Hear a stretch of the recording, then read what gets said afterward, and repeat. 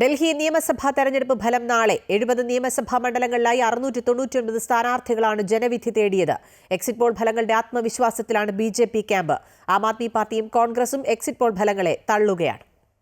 60.54% polling രേഖപ്പെടുത്തിയ തലസ്ഥാനത്തെ തെരഞ്ഞെടുപ്പിന്റെ ഫലം കാത്തിരിക്കുകയാണ് രാജ്യം. അഴിമതി ആരോപണം മുതൽ യമുനാ നദിയിലെ വെള്ളത്തിൽ വിഷം കലർത്തൽ അടക്കമുള്ള വിവാദങ്ങളുടെ കുത്തൊഴുക്കായിരുന്നു തെരഞ്ഞെടുപ്പ് പ്രചരണകാലം. അത് എത്ര കണ്ട് വോട്ടർമാരെ സ്വാധീനിച്ചുവെന്നാണ് അറിയേണ്ടത്. പാർട്ടി ഓഫീസുകളിൽ കൂട്ടലും കിഴിക്കലുകളും സജീവമായി തുടരുന്നുണ്ട്. തെരഞ്ഞെടുപ്പിന് തൊട്ടുപിന്നാലെ വന്ന എക്സിറ്റ് പോളുകളിൽ ഭൂരിഭാഗവും ബിജെപിക്ക് വൻ മുന്നേറ്റമാണ് പ്രവചിച്ചിരിക്കുന്നത്. തെരഞ്ഞെടുപ്പ് ഫലം വരുമ്പോൾ എക്സിറ്റ് പോളും പരാജയപ്പെടുമെന്ന് AAPയും കോൺഗ്രസും അവകാശപ്പെടുന്നു.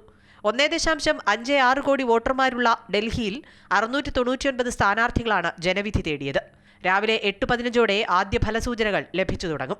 വോട്ടെണ്ണലിനോടനുബന്ധിച്ച് ഡൽഹിയിൽ കനത്ത സുരക്ഷയാണ് ഏർപ്പെടുത്തിയിരിക്കുന്നത്.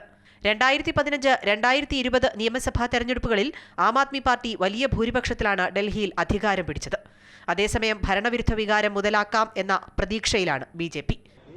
अब इन लोगों ने जिस प्रकार से पहले भी सनसनी फैलाते हैं, झूठ बोलते हैं, तो हमने तो इसका कंप्लेन भी कर दिया. पार्टी ने कंप्लेन किया है क्योंकि भारतीय जनता पार्टी का एक शिष्टाचार है, शुचिता है, और अगर कोई गलत बात करेगा तो हम उसकी जांच करने के लिए जरूर कहेंगे. SCB को हमने कंप्लेन किया है.